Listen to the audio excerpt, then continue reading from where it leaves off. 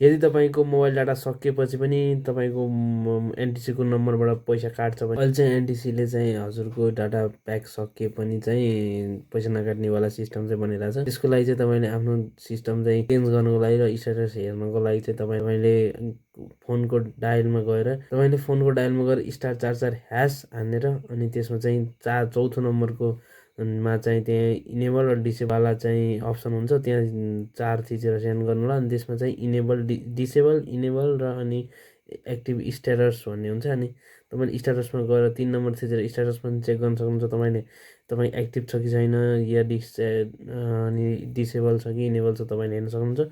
यदि इनेबल छ त्यसलाई डिसेबल गर्न चाहनुहुन्छ, या डिसेबल छ इनेबल गर्न चाहनुहुन्छ भने तपाईँले चाहिँ 1 नम्बरमा चाहिँ डिसेबल थिच्नुहुन्छ, एक पठाएर डिसेबल गर्नुहुन्छ, र फेरि दुई क्लिक गरेर अनि फेरि पठाउनु भयो भने तपाईँको चाहिँ डिसेबल हुन्छ।